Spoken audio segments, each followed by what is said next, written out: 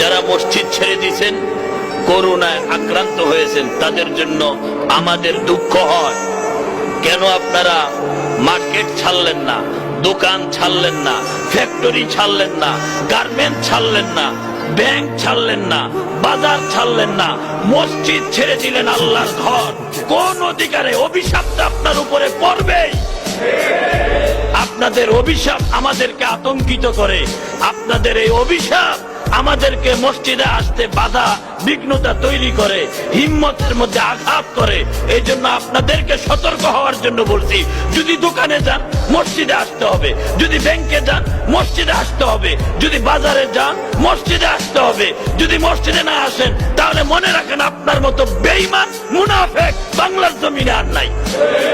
কিসের করোনার দোহাই দিয়া আপনি মসজিদ সব ছাড়লেন না, মসজিদ ছেড়ে দিলেন?